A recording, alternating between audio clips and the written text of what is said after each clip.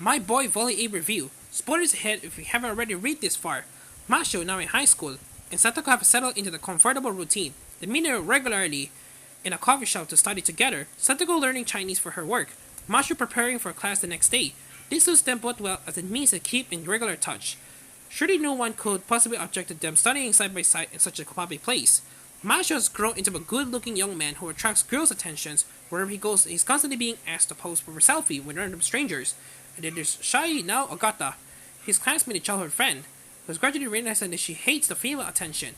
He's attractive because she has feelings for him herself. But the turbulent time in Satoko and Masho's past has not been so progressive. Back then, her superior at work and sometime boyfriend, Fumitaka Shikawa, forced her to apologize formally to Masho's father for interfering in his young son's life, and precipitated her moving back to Sendai but put some distance between herself and the then 12-year-old Mashu. See, when Hayami Sr. takes his sons to a VR exhibition, which will be encountered there by Shikawa, and Shikawa, whose motives have never been clear, especially himself, proceeding to talk with Mashu, soon it becomes obvious to the reader that Shikawa sees Mashu as a rival for Satoko's affection. And when he reveals that Mashu and Satoko went out together at college, Mashu is so shocked that he's unable to speak. The older man is shown in a less than flattering light as the conversation continues, enjoying the power he thinks is sturdy over his younger rival for Satoko's affections. Even though Mashu insists that he doesn't see Satoko in that way. This is the prelude to the convention between Satoko and Ishikawa that maybe should have taken place years ago. Talking about Mashu leads to the reminiscence about their times at university together. One of Mashu's questions has been preying on Ishikawa's mind, and over coffee, he eventually asks Satoko, "Did you ever once feel like you love me?"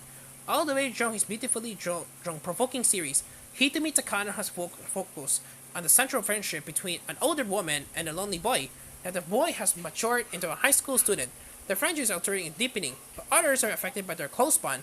Shikawa's motivations when it comes to Satoko has seemed confused and best and more often than not manipulative and controlling drawn the whole narrative. If he can have her, it seems he has made sure that no one else can.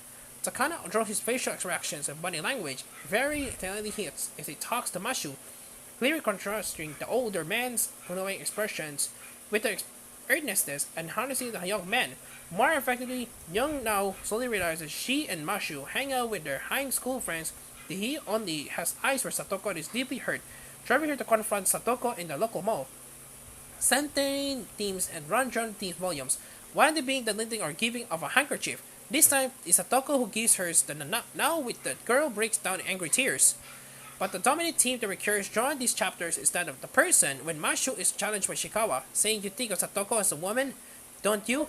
The young man replies, "I think of me Satoko as a person coming away from the confrontation." Shikawa bursts into the mirthless laughter at Mashu's response, starting one of his co-workers, but later will see him deep in examination, reflecting on his past before seeking out Satoko to disguise what's been troubling him. It seems for a long time. Perhaps it's a little late in the day to delve into Shikawa's troubled backstory, but it's enabled us to learn more about his Satoko's time together as students. Explain who he treated Satoko as so unsympathetically. However, thinking back to university days reminds Satoko of a class in which Plato's Symposium featured, especially the future theory that humans were originally creatures with two heads, four arms, and four legs. They were split in half and separately, only the defender spend their lives searching for their missing half to become wall once more. The vertical edition benefits, as in earlier volumes, for a very readable translation by Kumar Sivasubramanian. There are no notes there, but I have a one-page summary of a story of a beginning with character profiles. The novel, due out in March, will be the last. It will be fascinating to see what kind of resolution Takano will offer her readers. The implication during the volumes have been that certain people are soulmates, no matter what different there might be an age between them. And like Plato's incomplete, divided humans, they will search for their other halves so they can become one. But will the mangaka allow her characters a happy ending? 9/10.